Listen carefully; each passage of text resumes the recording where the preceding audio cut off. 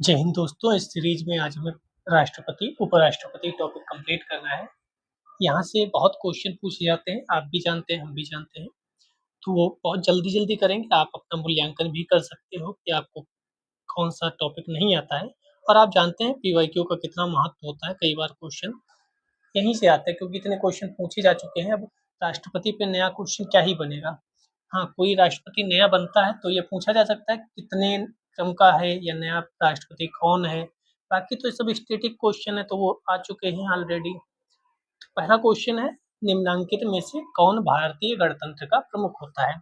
तो अगर भारतीय गणतंत्र का प्रमुख पूछा जाएगा तो हम लिखेंगे भारत का राष्ट्रपति, ठीक है? या राष्ट्राध्यक्ष पूछा जाएगा तब भी हम लिखेंगे राष्ट्रपति। और ये निर्वाचित होता है हमारे यहाँ, वंशानुगत नहीं होता है, ठीक है? चुनाव अप्रत्यक्ष निर्वाचन प्रणाली से होता है। चुनाव अप्रत्यक्ष निर्वाचन प्रणाली से होता है, ठीक है? थर्ड नंबर क्वेश्चन, कथन और कारण दिए गए हैं। संघीय कार्यपालिका का मुखिया भारत का राष्ट्रपति होता है। राष्ट्रपति की शक्तियों की कोई सीमा नहीं है। क्या ऐसा है कि राष्ट्रपति की कोई सीमा ही नहीं होगी? लेकिन हमने तो सुना है संविधान ने सीमा बना रखी है, संविधान बताता है किसको क्या काम करना है और कितना करना है। तो ये तो स्टेटमेंट गलत हो गया, ये सही हो, ये सही है और आर गलत है।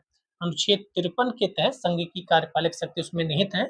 अनुच्छेद 74 एक के तहत राष्ट्रपति अपने कृत्यों का प्रयोग मंत्री परिषद की सलाह पर करता है, तो उसकी सीमाएं अध्यारोपित हैं संविधान के द्वारा, ना कि उस पर अनियंत्रित काम नहीं कर सकता।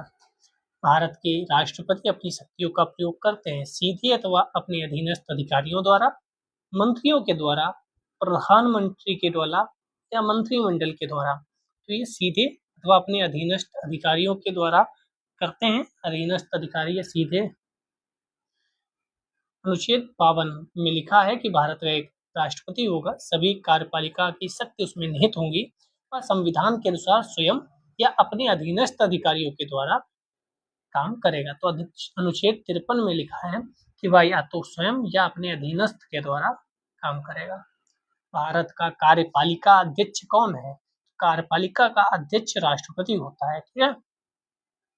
अनुच्छेद 53 एक में ये बात लिखी हुई है। क्वेश्चन नंबर 6, संविधान के निम्नलिखित अनुच्छेदों में से किस एक के अंतर्गत संघ की कार्यपालिका की शक्तियां राष्ट्रपति में निहित हैं? 51, 52, 53, 54। तो अभी देख कर आए 53वां था अनुच्छेद। 7 नंबर क्वेश्चन, भारतीय संविधान में समस्त कार्यपालिका की शक्तियां राष्ट्रपति में निहित हैं, इसमें कोई दो राय नहीं, अभी क्वेश्चन देख कर आए थे। 8 नंबर, भारतीय संविधान में केंद्रीय सरकार की अधिशासी शक्तियों किसमें निहित है? तो देखो सेम क्वेश्चन रिपीट हो रहे हैं, तभी मैं कह रहा हूँ कि ये बहुत इंपॉर्टेंट हो जाता है आपके लिए, पढ़ के जाना। संघ की कार्यपालिका शक्तियां भारत के राष्ट्रपति में निहित हैं, यस। कार्यपालिका शक्तियां सरकार का व्यवसाय चलाने से संबंधित हैं। कार्यपालिका शक्तियां सरकार का व्यवसाय चलाने से संबंधित है, यस। इसका कथन, कारण और व्याख्या तीनों सही होनी चाहिए, लेकिन स्पष्टीकरण, अच्छा व्याख्या नहीं सही है, स्पष्टीकरण नहीं हो रहा, किस वजह से ऐसा है, तो बी वाला सही होगा। कथन और कारण दोनों सही है लेकिन व्याख्या सही से नहीं कर पा रहा है। नीचे दो वक्तव्य दिए गए हैं। कथन ए, रक्षा बलों का सर्वोच्च कमांडर राष्ट्रपति होता है, यस।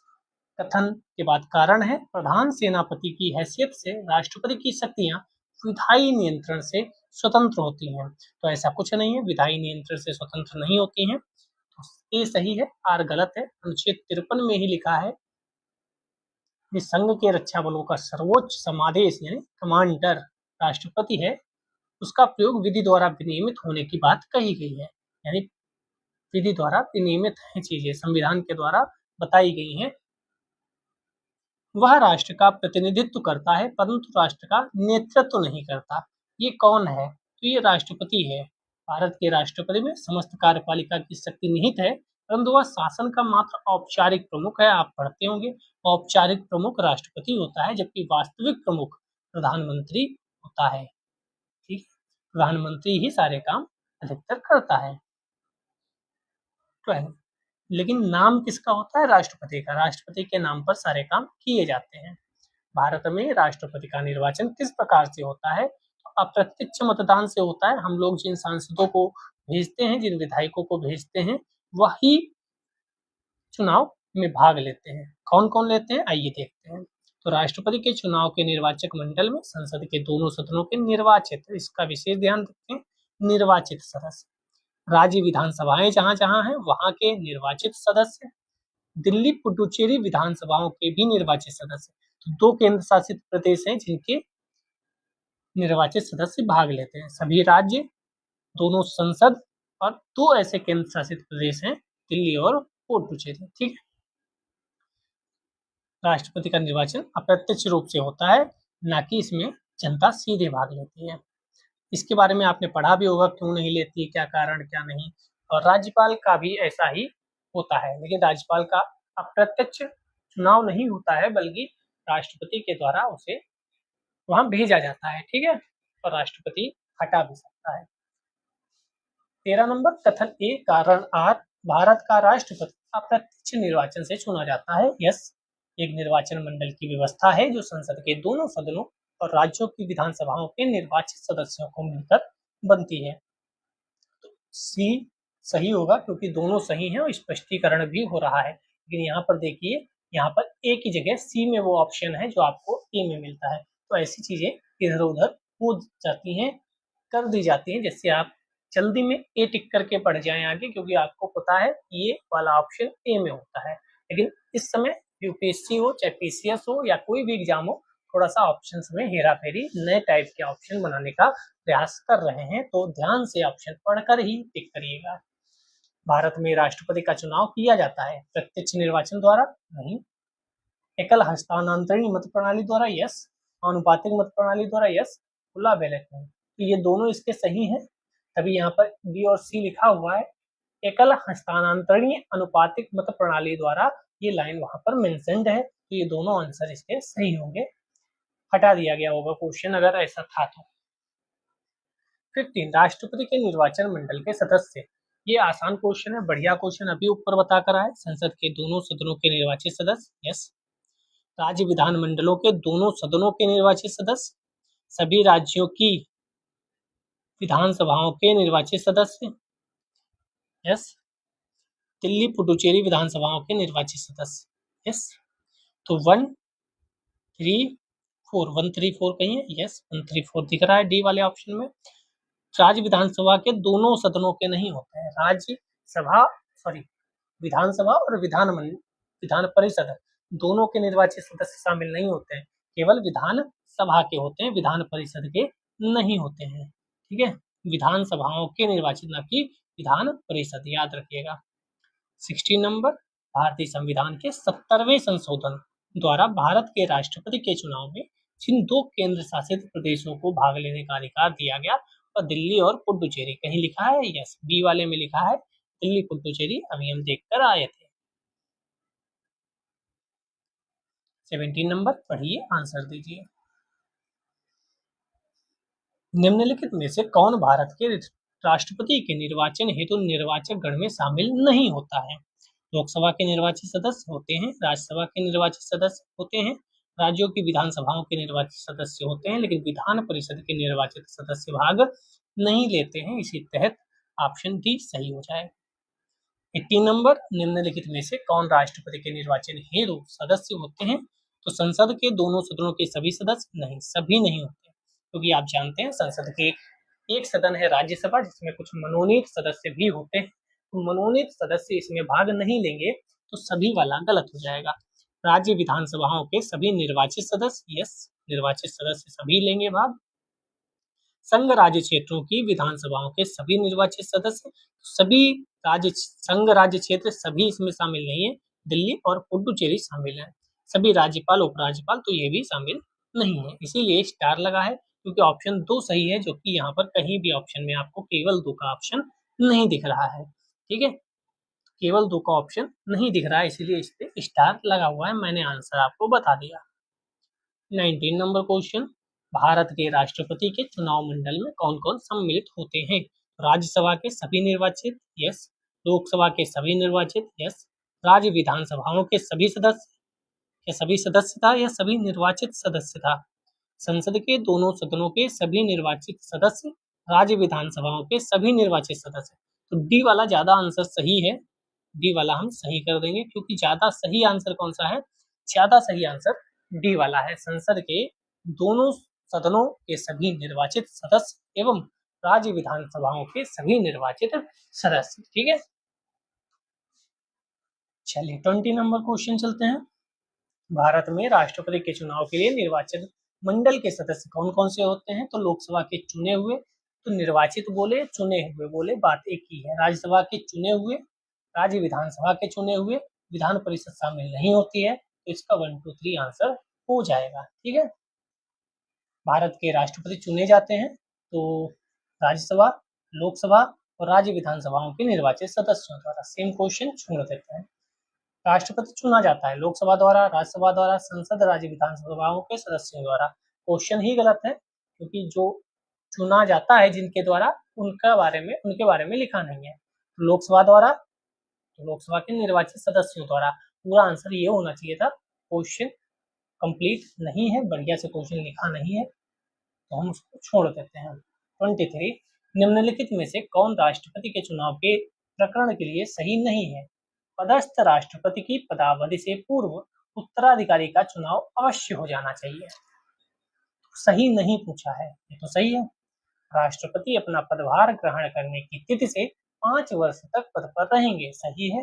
राष्ट्रपति का उत्तराधिकारी आने तक कार्यकाल की समाप्ति पर भी वह पद पर बना रहेगा, सही है। निर्वाचक मंडल के अपूर्ण होने के आधार पर राष्ट्रपति का चुनाव स्थगित किया जा सकता है, नहीं किया जा सकता, ऐसा कहीं नहीं है। अगर इसका मतलब ये है, मान लो उत्तर प्रदेश में अभी चुनाव नहीं हुए हैं और इस कारण कह दो राष्ट्रपति का चुनाव स्थगित कर दिया जाए, तो ऐसा नहीं है। अगर कहीं अपूर्ण है या 2-4 सांसद नहीं है, तो अपूर्ण होने पर निर्वाचक मंडल के कोई भी चुनाव स्थगित नहीं होगा।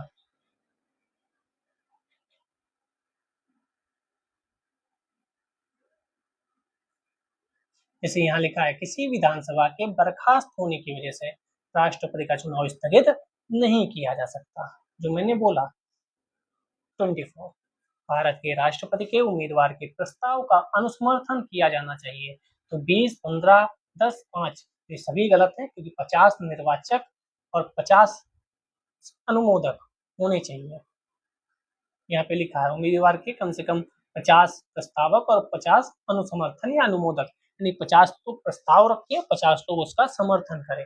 100 लोग अगर आप बना पा रहे हो तो भी आप चुनाव लड़ सकते हो। ये IAS का क्वेश्चन है, ऐसे क्वेश्चन पूछ देता है।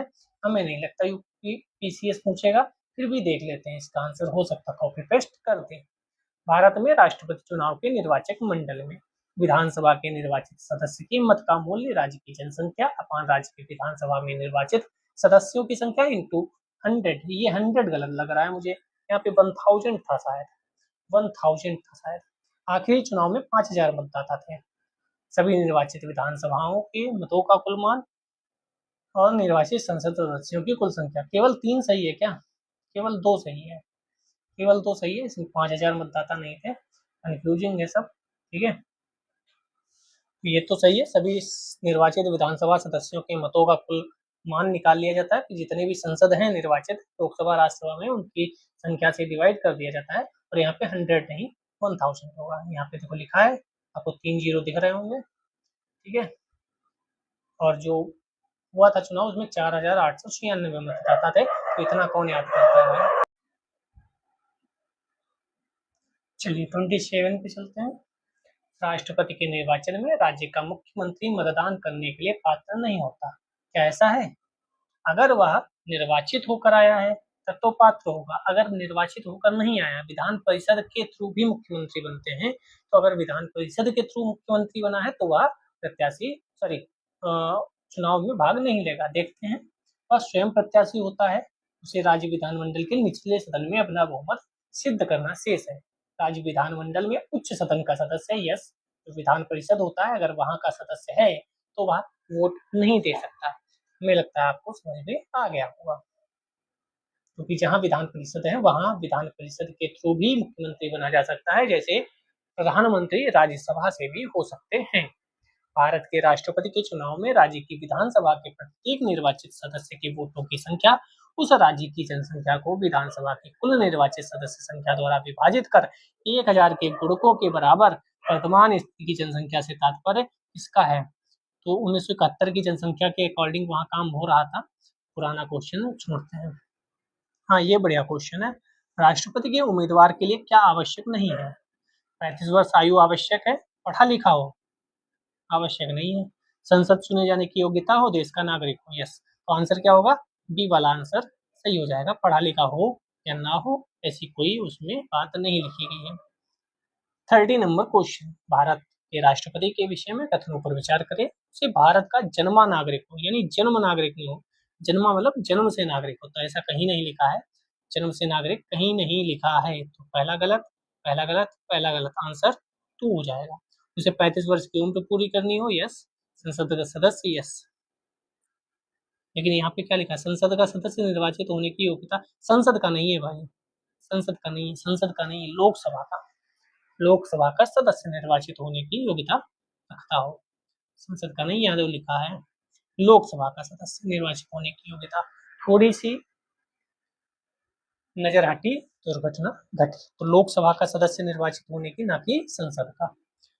ऐसे ही जो सरकार होती है, जो मंत्री परिषद, मंत्रिमंडल होता है, जो प्रधानमंत्री होता है, लोकसभा के प्रति उत्तरदायी होता है, संसद के प्रति उत्तरदायी नहीं होता है। 31, एक सांसद अथवा विधानसभा का सदस्य राष्ट्रपति निर्वाचित हो सकता है, परंतु चुनाव लड़ने से पूर्व उसे अपनी सदस्यता से त्याग पत्र देना होगा। अगर सांसद या कोई विधान परिषद यानी एमपी एमएलए अगर राष्ट्रपति का चुनाव लड़ना चाहे, तो कब वह सदस्यता से त्याग पत्र देगा? क्या पहले ही दे देगा फिर राष्ट्रपति के चुनाव में आएगा, या निर्वाचन से 6 माह के अंदर अपनी सदस्यता छोड़ेगा, निर्वाचित होने के तुरंत उपरांत छोड़ेगा, या सांसद चुनाव लड़ सकता है परंतु विधानसभा का सदस्य नहीं? तो सी वाला सही है ज्यादा। अगर निर्वाचित हो गया, निर्वाचित होने के तुरंत उपरांत अपनी सदस्यता छोड़नी होगी। ठीक है, चलिए 32, भारतीय संविधान का कौन सा अनुच्छेद राष्ट्रपति के पद के लिए पुनः निर्वाचन की योग्यता निर्धारित करता है?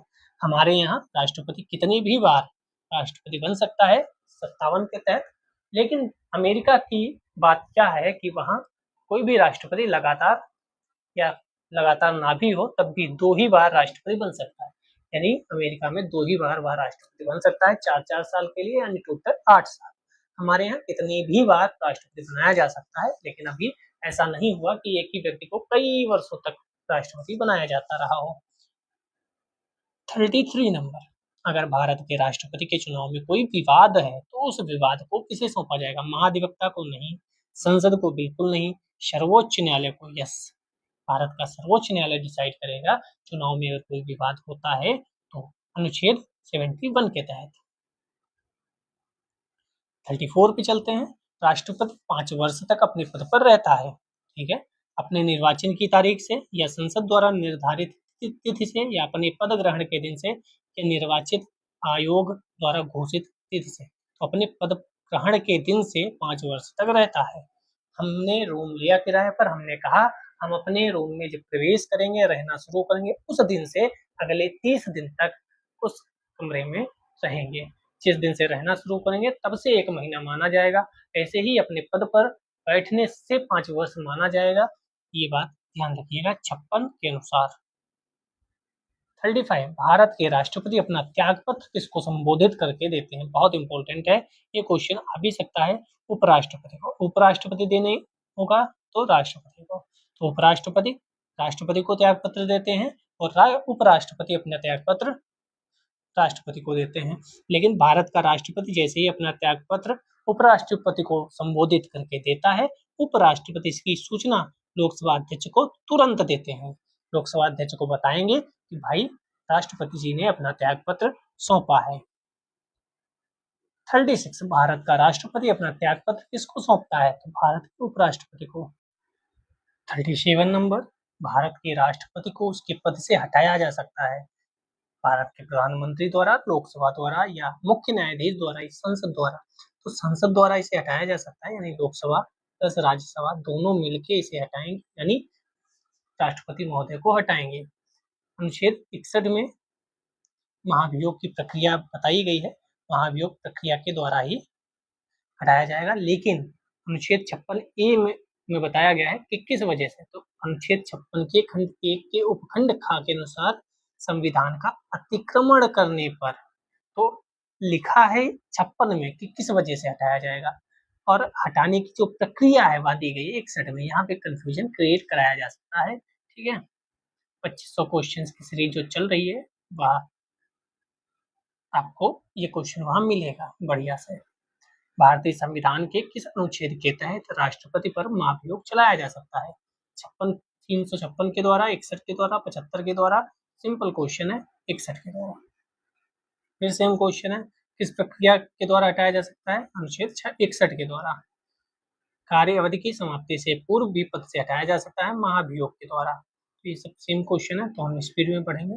राष्ट्रपति पर महाभियोग का आरोप संसद के किस सदन द्वारा लगाया जा सकता है? संसद के किसी भी सदन द्वारा लगाया जा सकता है, कोई दिक्कत नहीं है, चुनते दोनों लोग हैं। तो इसमें याद रखिएगा, इसमें जब भी हटाने की बात होगी तो सिर्फ लोकसभा प्लस राज्यसभा के ऑल मेंबर्स, मनोनीत निर्वाचित यहाँ नहीं है, सभी मेंबर लोकसभा राज्यसभा, इसमें किसी भी राज्य का, किसी भी केंद्र शासित प्रदेश का कोई हटाने में योगदान नहीं होगा। और जो निर्वाचित थे वही नहीं बल्कि मनोनीत भी हटाने में अपना योगदान करेंगे, ठीक है। तो हटाने की बात आएगी तो एक लाइन याद रखना, सभी संसद के सदस्य, बस इस लाइन को याद रखना हटाने पर। और जब चुनने की बात आएगी, निर्वाचन की, तो निर्वाचित शब्द को वहां याद रखना। भारतीय संविधान के निम्नलिखित अनुच्छेदों में महाभियोग अनुच्छेद 61 के तहत लगाया जाएगा। Same question. फिर वही, महाभियोग लगाने का अधिकार किसे है? तो संसद के दोनों सदनों को है। संविधान उल्लंघन के आधार पर राष्ट्रपति के विरुद्ध किसके द्वारा महाभियोग लगाया जाएगा? संसद के दोनों सदनों द्वारा। Same question. हाँ, ये बढ़िया क्वेश्चन है।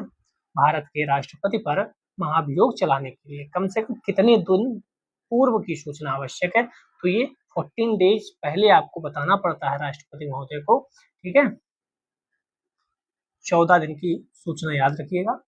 निम्नलिखित में से कौन सा भारत के राष्ट्रपति के निर्वाचक गण का तो भाग है? निर्वाचक गण का तो भाग है, परंतु उसके महाभियोग में शामिल नहीं होता है। तो लोकसभा यस, राज्यसभा यस, विधान परिषद पहले से ही पार्टिसिपेट नहीं करती। जबकि यहाँ क्या लिखा है?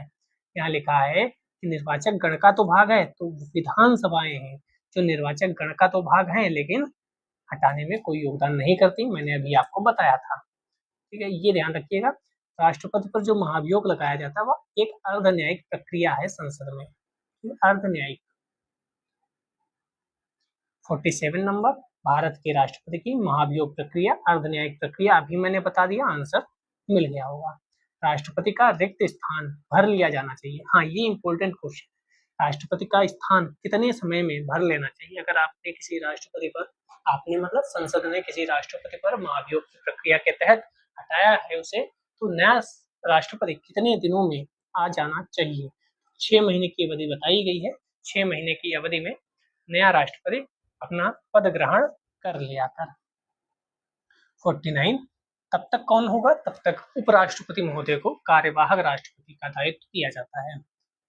49, पदासीन राष्ट्रपति की पदावधि की समाप्ति से भिन्न किसी कारण से उत्पन्न होने वाली रिक्ति की दशा में रिक्ति भरने के लिए 6 माह की बात कही गई है, ठीक है। 50 नंबर क्वेश्चन, भारत में राष्ट्रपति की मृत्यु, पदत्याग अथवा हटाए जाने पर फिर वही 6 माह की अवधि, ठीक है, फिर वही 6 वर्ष।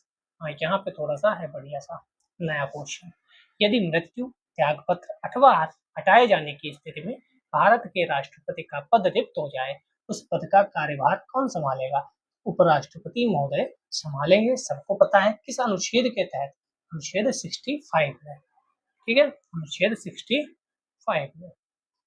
53, यदि भारत के राष्ट्रपति का पद रिक्त हो जाए, तो अभी देखा था कौन संभालेगा? अच्छा, पूरा क्वेश्चन पढ़ते हैं।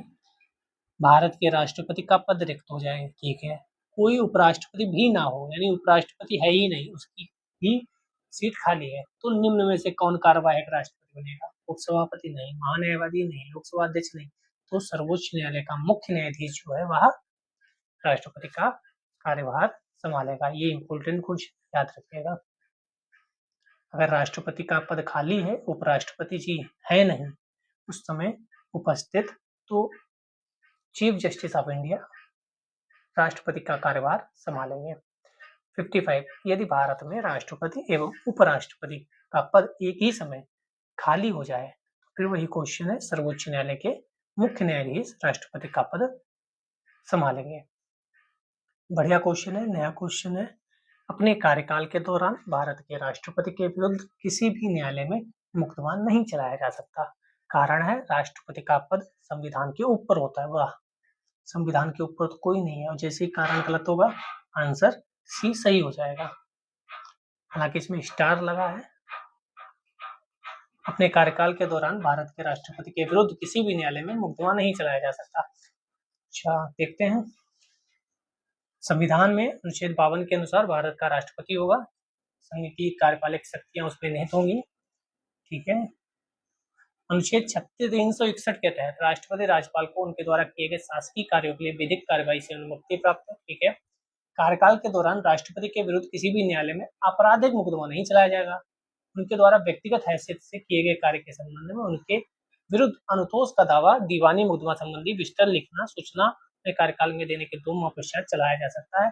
प्रश्न का कथन सही नहीं है, यानी ये भी सही नहीं है। ठीक है, क्वेश्चन ही गलत है। हालांकि सबसे सटीक अगर एक लगाना था तो सी लगा सकते थे, संविधान के ऊपर तो है ही नहीं। ठीक है, सबसे सटीक तो मजबूर मतलब कंफर्म क्या है, संविधान के ऊपर नहीं है भाई, कुछ भी संविधान के ऊपर नहीं, कोई भी देश में संविधान से ऊपर नहीं है। कोई भी पदाधिकारी, कोई भी दायित्वधारी, कोई भी संवैधानिक पद, संविधान सबसे ऊपर है। तो बात तो गलत ही है, और उसके अकॉर्डिंग आप सी वाला कट करते हैं। तो एग्जाम में ऐसा क्वेश्चन आ जाए तो आप ऐसे करके आ सकते हैं, बाकी फिर तो हटेगा ही क्वेश्चन गलत है। तो भारतीय संविधान के निम्नलिखित में से एक संशोधन द्वारा राष्ट्रपति को कोई भी मामला मंत्रिपरिषद द्वारा पुनर्विचार के लिए वापस भेजने का अधिकार दिया गया। तो ये 42 और 44 बहुत इंपॉर्टेंट है। 44वें में कहा गया था कि एक बार पुनर्विचार के लिए भेजेगा। हालांकि पुनर्विचार के लिए भेजे फिर संसद पुनः वापस कर दे तो राष्ट्रपति को साइन करना ही पड़ता है। 58 राष्ट्रपति लोकसभा को कब भंग कर सकते हैं? भारत के प्रधान न्यायाधीश की अनुशंसा पर नहीं, लोकसभा की अनुशंसा पर नहीं, केंद्रीय मंत्रिमंडल की अनुशंसा पर। हाँ, ये हो सकता है, सी वाला हो सकता है। हाँ, सी वाला ही सही है। तो केंद्रीय मंत्रिमंडल की अनुशंसा पर, या कहें तो प्रधानमंत्री की अनुशंसा पर। ठीक है, प्रधानमंत्री केंद्रीय मंत्रिपरिषद का अध्यक्ष होता है, मेन मुखिया होता है। भारत के राष्ट्रपति की अनुशंसा पर लोकसभा को भंग कर सकते हैं। तो राज्यसभा नहीं, मुख्य न्यायाधीश नहीं, चुनाव आयोग नहीं, मंत्रिपरिषद की अनुशंसा पर। 60 नंबर, लोकसभा राज्यसभा की संयुक्त बैठक किसके द्वारा आहूत की जाती है? तो राष्ट्रपति महोदय के द्वारा संयुक्त बैठक को आहूत किया जाता है। 61 महाभियोग की प्रक्रिया है आर्टिकल 61 में, क्वेश्चन भी 61 है। चलिए क्वेश्चन 61, अनुच्छेद 108 के अंतर्गत लोकसभा राज्यसभा की संयुक्त बैठक राष्ट्रपति द्वारा आहूत की जाती है। इसकी अध्यक्षता लोकसभा स्पीकर करते हैं। भारतीय संसद का संयुक्त अधिवेशन कौन बुलाता है? तो राष्ट्रपति बुलाते हैं। कौन अभिव्यक्ति भारत के संविधान के अनुच्छेद 108 के अंतर्गत, वही फिर है राष्ट्रपति के लिए। ठीक है, वही सेम क्वेश्चन है, आगे बढ़ते हैं। हाँ, ये बढ़िया क्वेश्चन है। राष्ट्रपति संसद का भाग है? यस, भाग है। संसद के अंतर्गत 3 आती है चीजें, एक तो आता है लोकसभा, एक आता है राज्यसभा, तीसरा आता है राष्ट्रपति महोदय का पद। कारण है, संसद के दोनों सदनों द्वारा पारित विधेयक राष्ट्रपति की स्वीकृति के कानून नहीं बन सकता। यस, दोनों कारण कथन सब सही है और व्याख्या भी कर रहा है, क्योंकि संसद के द्वारा ही कानून बनता है, और संसद के द्वारा का मतलब लोकसभा, राज्यसभा प्लस राष्ट्रपति महोदय, इन तीनों के द्वारा ही कानून बनता है, तो संसद के अंतर्गत आएंगे। 66, एक विधेयक जो संसद में प्रस्तुत किया जाता है कौन सी क्रिया के बाद अधिनियम बन जाता है? और संसद के दोनों सदनों के द्वारा पारित हो जाता है, राष्ट्रपति अपनी सहमत दे देता है। तो इसमें जो कहानी लिखी गई है उसके अकॉर्डिंग भी सही होगा, क्योंकि लिखा है कौन सी क्रिया के बाद अधिनियम बन जाता है। जैसे ही राष्ट्रपति महोदय अपनी सहमति देते हैं वह अधिनियम बन जाता है। ठीक है, ध्यान से पढ़िएगा क्वेश्चन, इसमें जो लिखा है उसके अकॉर्डिंग बी वाला आंसर सही है। 67, भारत के राष्ट्रपति ने जिस एकमात्र मामले में अपने वीटो की शक्ति का प्रयोग किया है वह कौन है? इनमें से कौन सा मामला था जिसमें वीटो का प्रयोग किया गया था?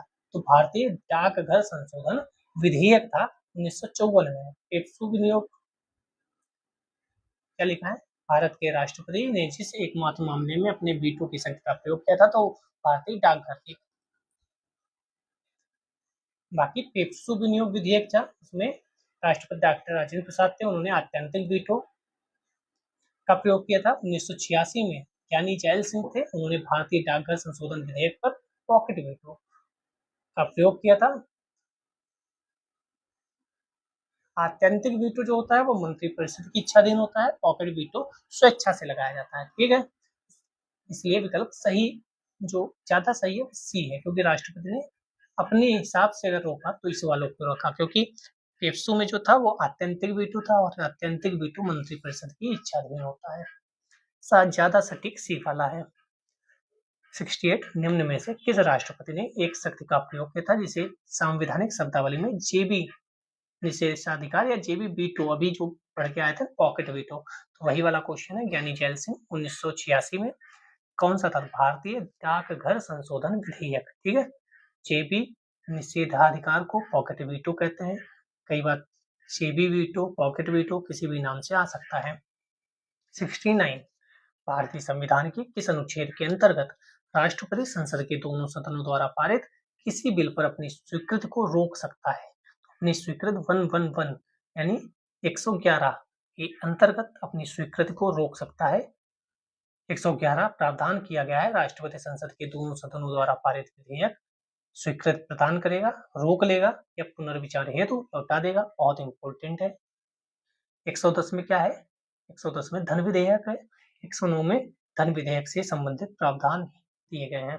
हाल फिलहाल में 109 को पूछ लिया गया था, जबकि 110 ज्यादातर लोग धन विधेयक के बारे में पढ़ते हैं। पूछ 109 लिया गया। 105 में क्या है? विशेषाधिकार है। तो 100 में क्या है? आप कमेंट में बताइएगा।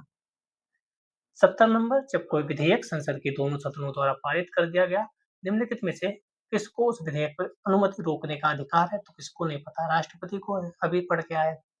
हाँ, ये बढ़िया है। देखो क्वेश्चन 71 इतना लंबा चौड़ा। छत्तीसगढ़, छत्तीसगढ़ और बिहार में एक ऑप्शन ई भी होता है। ठीक है, ऑप्शन ई भी होता है, छत्तीसगढ़ बिहार।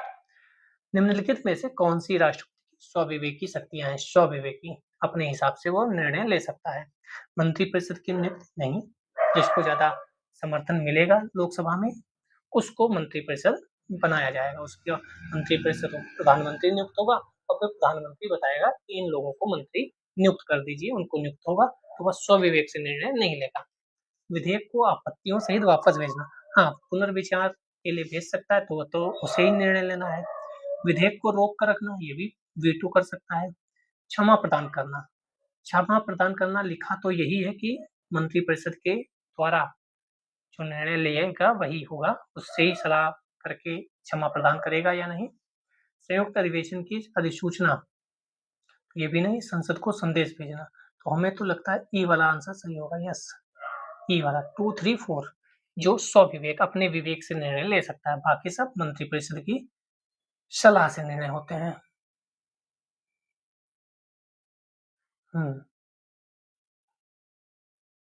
72 निम्न में से किस विषय पर राष्ट्रपति के लिए मंत्रिपरिषद की सलाह लेना आवश्यक नहीं है? राजदूतों की नियुक्ति, विधेयकों पर स्वीकृति देना, राज्यपाल द्वारा प्रेषित विधेयकों पर स्वीकृति लोकसभा भंग करना या फिर संविधान संशोधन विधेयक पर स्वीकृति देना। तो बी वाला आंसर सही है, विधेयकों पर स्वीकृति देना ना देना वीटो लगाकर रोक सकता है। चलिए 73 पे चलते हैं। संविधान के अनुसार इनमें से राष्ट्रपति की विधायी शक्ति कौन सी है? विधायी शक्ति की बात की गई है। विधायी शक्ति 10 मिनट की सीरीज में मैंने राष्ट्रपति कराया है, आप जाकर देख सकते हैं। 10 मिनट में राष्ट्रपति, हालांकि फिर से नई सीरीज शुरू करने वाले हैं। एक टॉपिक 10 मिनट के अंतर्गत रिवाइज करेंगे और खत्म करेंगे। इसका आंसर क्या होगा? विधायी शक्ति कौन सी है? तो विधायी मतलब विधि बनाने से संबंधित, यानी अध्यादेश जारी करने से संबंधित। जब संसद नहीं चल रही होगी तो अध्यादेश जारी कर सकते हैं। किस अनुच्छेद के अंतर्गत? अनुच्छेद दिखा है नहीं, वो आप कमेंट में बताना। हालांकि 123 होता है, यहाँ पे लिखा है 123। 123 से याद रखिए, जल्दी याद रहेगा। अध्यादेश 143 से याद रखिए, सर्वोच्च न्यायालय से कोई विचार विमर्श करना है तो। ठीक है, वो क्वेश्चन देख चुके हैं ऑलरेडी, तो रिपीट क्या ही देखोगे। 75 जब केंद्रीय मंत्रिमंडल ने 2002 में चुनावी सुधारों पर अध्यादेश में बिना किसी बदलाव के उसे राष्ट्रपति को वापस भेजा, तब राष्ट्रपति ने भारतीय संविधान के कौन से अनुच्छेद के अंतर्गत उसे अपनी सहमति दी थी? तो अभी हम पढ़ के आए 123 के अंतर्गत अध्यादेश जारी करने की शक्ति है।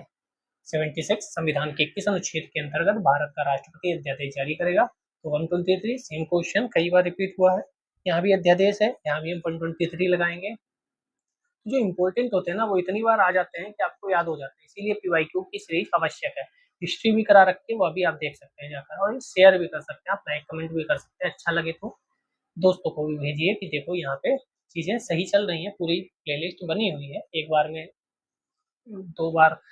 2 दिन लगेंगे, पूरा आप हिस्ट्री कंप्लीट कर लोगे, 2 दिन लगेंगे, पूरा पॉलिटी कंप्लीट कर सकते हो। 79 निम्नलिखित में से किनकी नियुक्ति भारत के राष्ट्रपति द्वारा की जाती है? तो वित्त आयोग के अध्यक्ष, योजना आयोग के उपाध्यक्ष, संघ राज्य क्षेत्र का मुख्यमंत्री। हमें लगता है 1 और 3 होना चाहिए इसका आंसर। जी हाँ, क्योंकि योजना आयोग के उपाध्यक्ष जो हुआ करते थे उनकी नियुक्ति राष्ट्रपति नहीं बल्कि प्रधानमंत्री करता था। हाँ, अब आपको नीति आयोग मिला, नीति आयोग दिखता है जो कि 2015 में बना और जिसके उपाध्यक्ष इस समय सुमन के बेरी जी हैं। हो सकता है आगे चलकर बदल जाए, बदलेंगे ही, हालांकि वर्तमान में सुमन के बेरी हैं। आप जब भी वीडियो देखें तो करंट अफेयर्स से नोट कर लें कौन उस समय है। 80 नंबर निम्नलिखित में से राष्ट्रपति किसकी नियुक्ति करता है? राज्यपाल की भी करता है, महान्यायवादी की भी करता है, नियंत्रक महालेखा परीक्षक की भी करता है, तो सभी सही है। 81 देखते हैं, निम्न में से भारत का राष्ट्रपति किसकी नियुक्ति नहीं करता है? उपराष्ट्रपति। उपराष्ट्रपति की नियुक्ति करता है क्या? नहीं करता है। उपराष्ट्रपति का तो निर्वाचन होता है, तो निर्वाचित होता है। और ये इम्पोर्टेंट भी है इस बार के लिए, क्योंकि नवनिर्वाचित उपराष्ट्रपति महोदय ने पदभार ग्रहण किया है, शपथ ली है, और आज हम उपराष्ट्रपति के भी क्वेश्चंस देखेंगे। संविधान असाधारण परिस्थितियों में राष्ट्रपति को राज्यपाल के कृत्यों के निर्वहन हेतु उपबंध कर सकता है। अनुच्छेद 160 के अंतर्गत राष्ट्रपति को राज्यपाल के कृत्यों के निर्वहन हेतु उपबंध कर सकता है। 83 भारतीय संविधान भारत के राष्ट्रपति को क्या अधिकार नहीं देता? प्रधानमंत्री की नियुक्ति का अधिकार देता है, राज्यों के मुख्यमंत्री की नियुक्ति का अधिकार क्या देता है? रक्षा बलों का सर्वोच्च कमांडर आपातकालीन स्थिति में तो राज्य के मुख्यमंत्री चुन कर आते हैं, राज्यपाल उनकी नियुक्ति करता है, ना कि मुख्यमंत्री की नियुक्ति राज्यपाल करता है, ना कि राष्ट्रपति। 84 भारतीय संविधान का कौन सा अनुच्छेद राष्ट्रपति को उच्चतम न्यायालय से परामर्श, अभी मैंने बोला था 143 से मैंने याद कर रखा है, 143 आपको समझ में भी जल्दी आ जाएगा। 85 भारत के राष्ट्रपति की शक्तियों के बारे में निम्नलिखित में से कौन एक सही नहीं है? शक्तियों के बारे में राष्ट्रपति को सर्वोच्च न्यायालय के परामर्श को स्वीकार करना चाहिए। आपातकालीन शक्तियां, राज्यों में राष्ट्रपति शासन को आगे बढ़ाने की शक्ति, या राष्ट्रपति सर्वोच्च न्यायालय के परामर्श को स्वीकार अथवा अस्वीकार कर सकता है। तो ये वाला सही है, क्योंकि परामर्श को स्वीकार करना चाहिए ऐसा कहीं नहीं है, तो स्वीकार भी कर सकता है और स्वीकार नहीं भी कर सकता है। तो परामर्श लेता है तो परामर्श स्वीकार किया भी जा सकता है और नहीं भी। 86 संविधान के अनुसार निम्नलिखित में से क्या शब्दशः भारत के राष्ट्रपति की शक्ति नहीं है? अध्यादेश का प्रख्यापन, उच्चतम न्यायालय से परामर्श, संसद के सदनों को संदेश भेजना, क्षमादान। संसद के सदनों को संदेश भेजना शक्ति नहीं है, ठीक है। बाकी सब 72 में, 123 में और 143 में भी पढ़ के आए हैं।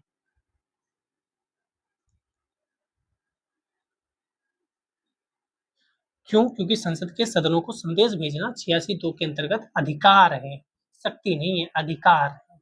शब्दों का खेल देखिए। भारत के राष्ट्रपति को यह अधिकार नहीं प्राप्त है कि वह क्षमादान करे, सर्वोच्च न्यायालय के न्यायाधीश को हटाए, आपातकाल घोषणा करे या अध्यादेश जारी करे। तो यह अधिकार नहीं है कि सर्वोच्च न्यायालय के न्यायाधीश को हटाया जाए, क्योंकि वह संसद के द्वारा ही हटाए जा सकते हैं। संसद के प्रत्येक सदन द्वारा कुल सदस्य संख्या के बहुमत द्वारा उपस्थित मत देने वाले कम से कम 2/3 बहुमत। आप जब सर्वोच्च न्यायालय पढ़ेंगे उसमें ये सब बढ़िया से डिस्कस करेंगे। 88 राष्ट्रपति की क्षमा आदि की शक्ति एक, जो क्षमा करता है वह विधायी शक्ति है, न्यायिक शक्ति है, कार्यपालिका की शक्ति है। तो वह न्यायिक शक्ति है जो क्षमादान देता है। अनुच्छेद 72 के अंतर्गत निलंबन कर सकता है, परिहार कर सकता है, लघुकरण कर सकता है, ठीक है। आइए 90 नंबर निम्नलिखित में से किस प्रकार के प्राधिकार भारत के राष्ट्रपति को प्राप्त है? क्या वास्तविक और लोकप्रिय, औपचारिक और विधिक, राजनीतिक और नाम मात्र, संवैधानिक और नाम मात्र? तो संवैधानिक और नाम मात्र तो सही होगा, और औपचारिक भी सही होगा। वास्तविक, लोकप्रिय और नाम मात्र राजनीतिक नहीं सही होगा। लोकप्रिय तो प्रधानमंत्री होता है। अब जहाँ देखो वहाँ प्रधानमंत्री जी की बातें होंगी, ना कि राष्ट्रपति महोदय की। 91 भारतीय संविधान के अनुसार भारत के राष्ट्रपति का यह कर्तव्य है कि वे निम्नलिखित में से किनको संसद के पटल पर रखवाएं। संघ वित्त आयोग की सिफारिशों को, लोक लेखा समिति के प्रतिवेदन को, नियंत्रक महालेखा परीक्षक के प्रतिवेदन को या अनुसूचित जाति आयोग के प्रतिवेदन को। तो 134 सही है, दूसरा सही नहीं है। लोक लेखा समिति के प्रतिवेदन को संसद के पटल पर रखवाना राष्ट्रपति का कर्तव्य नहीं है। ठीक है, बाकी हम संवैधानिक संस्थानों में या आगे पढ़ेंगे कि लोकसभा में जो प्राक्कलन समिति है, लोक लेखा समिति है, इन सब के बारे में आगे हम पढ़ेंगे। 92 निम्न में से कौन सा संवैधानिक विशेषाधिकार राष्ट्रपति का नहीं है? संवैधानिक विशेष अधिकार: साधारण बिल को पुनर्विचार हेतु लौटाना, वित्तीय बिल को पुनर्विचार हेतु लौटाना, लोकसभा को भंग करना या प्रधानमंत्री की नियुक्ति करना। तो वित्तीय बिल को पुनर्विचार हेतु लौटाना ये संवैधानिक विशेषाधिकार राष्ट्रपति का नहीं है। ठीक है, चलिए 93 पे चलते हैं, कुछ क्वेश्चन और। निम्नलिखित में से किसी भौगोलिक क्षेत्र को अनुसूचित घोषित करने का संवैधानिक अधिकार किसको है? ये बहुत इंपॉर्टेंट क्वेश्चन है और यूपीएससी में इस समय काफी क्वेश्चन आ रहा है यहाँ से, तो ये ध्यान रखिएगा, बहुत इंपॉर्टेंट क्वेश्चन है, बहुत इंपॉर्टेंट। 94 संसद के लिए राष्ट्रपति का अभिभाषण कौन तैयार करता है? ये भी इंपॉर्टेंट है, क्योंकि अभिभाषण स्वयं राष्ट्रपति तैयार नहीं करते होंगे, तो केंद्रीय मंत्रिमंडल के द्वारा अभिभाषण तैयार किया जाता है, क्योंकि वास्तविक कार्यपालिका शक्ति केंद्रीय मंत्रिमंडल में निहित है। 95 भारत के प्रथम राष्ट्रपति राजेंद्र प्रसाद किस राज्य से थे? तो बिहार से थे। बिहार में क्वेश्चन पूछा गया, बिहार में राजेंद्र बापू कहा जाता है। स्वतंत्र भारत के प्रथम उपराष्ट्रपति बिहार से थे, बिहार का क्वेश्चन पूछा गया। 2 अवधि के लिए भारत के राष्ट्रपति कौन थे? तो वही डॉक्टर राजेंद्र प्रसाद थे। 1950 टू 52, 50 टू 57, 57, 56 3 अवधि के लिए, सॉरी 57 टू 62 3 अवधि के लिए। 98 भारत के चौथे राष्ट्रपति कौन थे? चौथे राष्ट्रपति हमारे श्री वी गिरि जी थे। आप राजेंद्र प्रसाद पहले थे, एस राधाकृष्णन दूसरे थे, जाकिर हुसैन तीसरे थे। ठीक है, और फिर श्री वी गिरि जी थे। 99 सर्वसम्मति से निर्वाचित भारत के प्रथम राष्ट्रपति कौन थे? सर्वसम्मति से जो निर्वाचित हुए हैं वो भारत के राष्ट्रपति एन संजीव रेड्डी थे, निर्विरोध निर्वाचित हुए थे। ठीक है, और एकमात्र व्यक्ति हैं निर्वाचित होने वाले निर्विरोध। फिर वही क्वेश्चन था, तो आगे बढ़ते हैं। हाँ, अब यहाँ से आपको चीजें याद रखनी है, क्योंकि क्वेश्चन ये भी पूछे जा सकते हैं। 101 राष्ट्रपति दिए गए हैं, उनके कार्यकाल, तो सबसे पहले उनको पकड़ो जो आपको पता हो। तो अभी हम पढ़ के आए कि सबसे पहले डॉक्टर राजेंद्र प्रसाद जी 62 तक रहे, फिर 5 साल राधाकृष्णन जी रहे, यानी 67, फिर 67 से कहीं लिखा है तो उसके बाद जाकिर हुसैन आए थे। तो सी का 4 अगर हमें मिल जाए, एक ही बार में हम आंसर दे देंगे। हमें नहीं पता बाकी लोगों का कार्यकाल, लेकिन हमें लगता है हमने आंसर निकाल लिया। ए का 2 यानी 67 से 69, और 69 से फिर हम बात करेंगे बी का 3 और टी का 1, यानी पहले नंबर पे डॉक्टर जाकिर हुसैन होंगे। फिर इसके बाद हम जाएंगे बीबी गिरी जी के पास, यानी यहाँ से अगर कहें तो डॉक्टर जाकिर हुसैन के बाद बीबी गिरी। 74 से हम आएंगे यहाँ पे, यानी यहाँ से हम जाएंगे एन संजीव रेड्डी के पास, नहीं एन संजीव रेड्डी नहीं, हम जाएंगे फखरुद्दीन अली अहमद के पास। फिर 77 से आएंगे यहाँ, यहाँ मतलब एन संजीव रेड्डी। तो राजेंद्र प्रसाद, राधाकृष्णन साहब, फिर जाकिर हुसैन साहब, फिर जाकिर हुसैन साहब के पास जाएंगे बीबी गिरी जी के पास, और फिर जाएंगे फखरुद्दीन अली अहमद के पास, फिर संजीव रेड्डी जी के पास। ठीक है, ऐसे 2-4 बार आप देखेंगे तो आपको याद हो जाएंगे। 102 निम्न में से कौन राष्ट्रपति होने से पूर्व भारत के उपराष्ट्रपति पद पर नहीं था? तो एस राधाकृष्णन तो पहले ही थे, तो वेंकट रमन साहब भी थे, जाकिर हुसैन साहब भी थे, नीलम संजीवा रेड्डी जो थे वह ऐसे राष्ट्रपति हैं जो राष्ट्रपति होने से पूर्व उपराष्ट्रपति नहीं थे। तो एस राधाकृष्णन, जाकिर हुसैन, आर वेंकट रमन, याद रखिएगा ये तीनों पहले उपराष्ट्रपति बने फिर राष्ट्रपति बने। 103 भारतीय राष्ट्रपति लोकसभा अध्यक्ष भी रहे। ऐसे कौन है जो लोकसभा अध्यक्ष भी रहे? आरओ 2021 में पूछा गया, इंपोर्टेंट क्वेश्चन है। नीलम संजीवा रेड्डी जो थे वह राष्ट्रपति के साथ साथ लोकसभा अध्यक्ष भी रहे थे। ठीक है। 104 भारत के राष्ट्रपतियों में कौन दार्शनिक राजा या दार्शनिक शासक के रूप में जाना जाता है?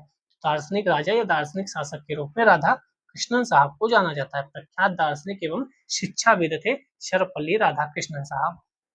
105 बस कुछ और क्वेश्चन। भारत के निम्नलिखित राष्ट्रपतियों में से कौन ट्रेड यूनियन आंदोलन से संबंध रखते थे? तो ये सब क्वेश्चन पूछे जाते हैं। पीवी गिरी साहब थे जो ट्रेड यूनियन से संबद्ध थे। दो बार अखिल भारतीय ट्रेड यूनियन कांग्रेस के भी अध्यक्ष रहे थे।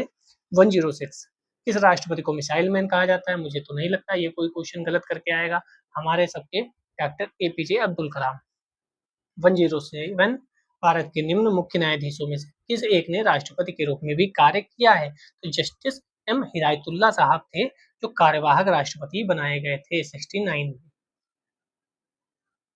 ऊपर एक और क्वेश्चन है 108 निम्न में से कौन असंगत है? तो जवाहरलाल नेहरू साहब असंगत, बाकी सब राष्ट्रपति हैं। जवाहरलाल नेहरू साहब प्रधानमंत्री। इतना क्वेश्चन सरल नहीं देना चाहिए। 109 श्रीमती प्रतिभा पाटिल का भारतीय गणतंत्र में राष्ट्रपति के रूप में क्या क्रम था? क्रम पूछा गया था 12वां था। उस समय पूछा गया था तो कोई दिक्कत नहीं, उस समय तो याद रखना आवश्यक है। इस समय जो राष्ट्रपति महोदया हैं उनका कौन सा क्रम है ये आपको पता हो। 110 भारत के पूर्व राष्ट्रपतियों में निम्नलिखित में से कौन बिहार का राज्यपाल रह चुका था? बिहार का राज्यपाल तो वह कौन थे? डॉक्टर जाकिर हुसैन। वर्तमान जो उपराष्ट्रपति महोदय हैं वह भी क्वेश्चन बनने के लिए तैयार है। उन पर क्वेश्चन बनेगा। और वह कहाँ के राज्यपाल हैं? थे, अब तो थे हो गए, कहाँ के राज्यपाल थे ये भी क्वेश्चन बन सकता है। 111 निम्न में से कौन से राष्ट्रपति सर्वोच्च न्यायालय में उपस्थित हुए थे जब सर्वोच्च न्यायालय राष्ट्रपति के निर्वाचन विवाद की सुनवाई कर रहा था? तो वीवी गिरी साहब उपस्थित हुए थे सर्वोच्च न्यायालय में। तो ये भी याद रखिएगा 1969 में। ठीक है।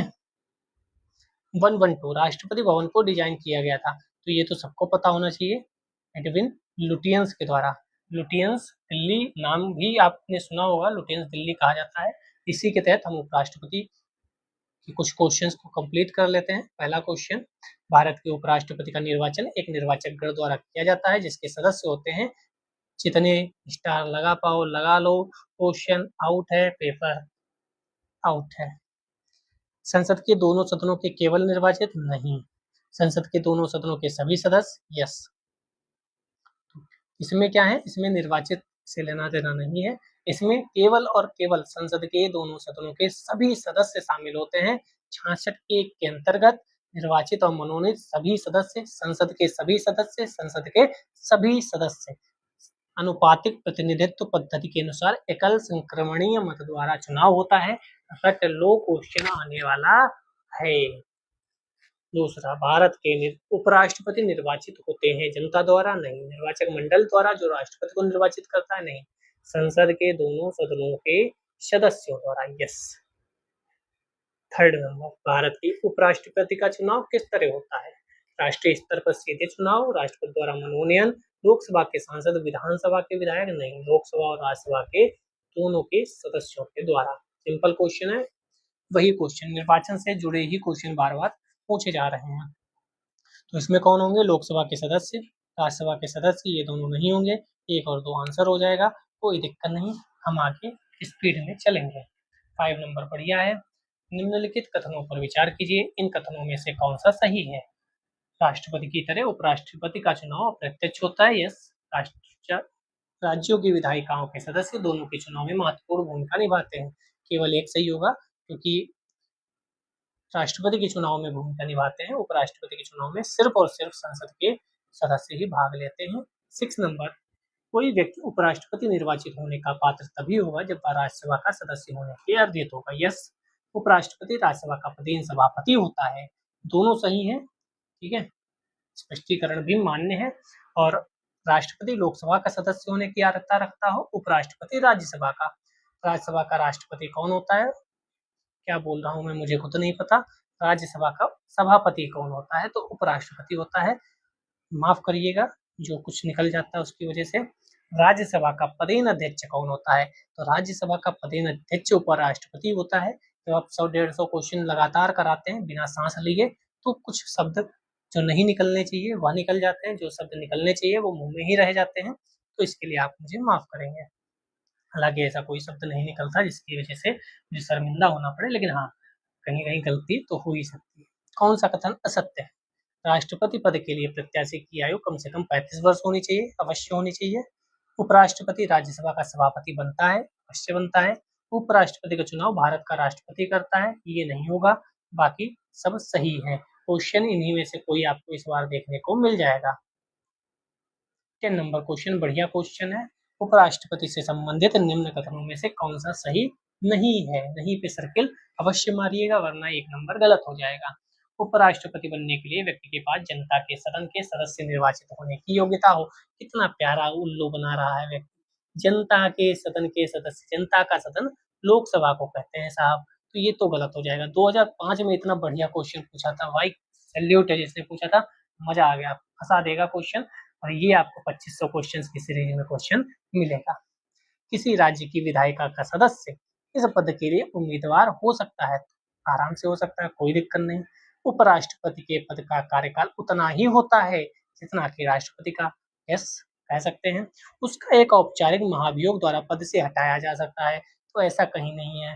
104 पूछा क्या है? देखो हो गई गलती, ये तो गलत ही है, गलत पूछा है, तभी 1 और 4 है। मैं भी कहूँ 1 और 4 कैसे आंसर आ गया, क्योंकि यहाँ मैंने सर की पहले लगा दिया। ये सही नहीं पूछा है। क्या पूछा है? सही नहीं है, तो 1 और 4 सही नहीं है। क्यों? क्योंकि मैंने बता दिया। बहुत इंटरेस्टिंग क्वेश्चन पूछा गया, मजा आ गया ये क्वेश्चन देख के। क्वेश्चन ऑफ द डे घोषित किया जाता है। 11 नंबर, भारत का उपराष्ट्रपति भारत का द्वितीय उच्चतम प्रतिष्ठित पदाधिकारी होता है। यस, द्वितीय उच्चतम होता है राष्ट्रपति के बाद। इसके पास पद से संबद्ध कोई औपचारिक कार्य नहीं है। क्या है? कोई औपचारिक कार्य नहीं है। देखते हैं। राष्ट्रपति की अनुपस्थिति में उसके कार्यों का निर्वहन करता है। राष्ट्रपति की पदत्याग, अपदस्थीकरण, मृत्यु के चलते राष्ट्रपति के रूप में कार्य करता है। तो इसका आंसर होना चाहिए डी।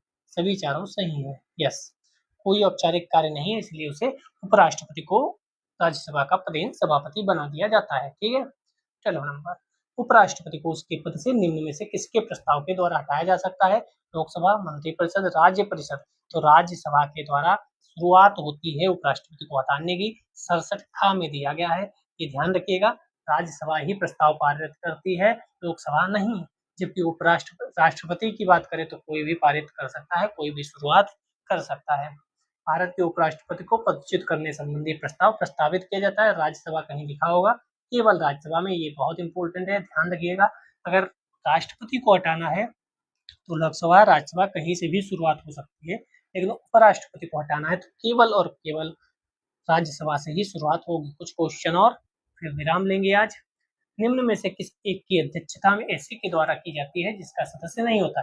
सिंपल है, राज्यसभा में जो सभापति होते हैं वह राज्यसभा के सदस्य नहीं होते, फिर भी अध्यक्षता करते हैं। 15 नंबर, नीचे 4 युग्म दिए गए, सही युग्म बताना है। उपराष्ट्रपति बनने से पूर्व राजदूत अथवा उच्चायुक्त के पद पर रहे हैं।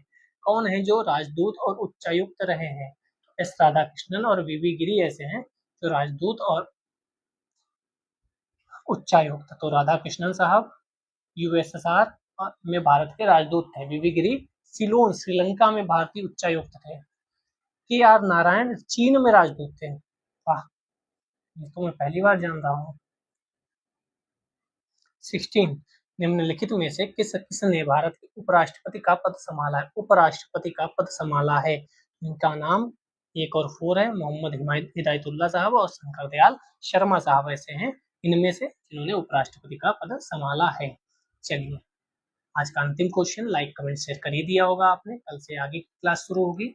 मोहम्मद हामिद अंसारी का भारत के उपराष्ट्रपति के रूप में क्रमांक है, क्योंकि उस समय हामिद अंसारी साहब थे 12वें। ठीक है, और उम्मीद करता हूँ आप विजिट करे होंगे चैनल पर, आपके मतलब की कई चीजें मिली होंगी। कमेंट करके जाइएगा। जय हिंद, जय भारत।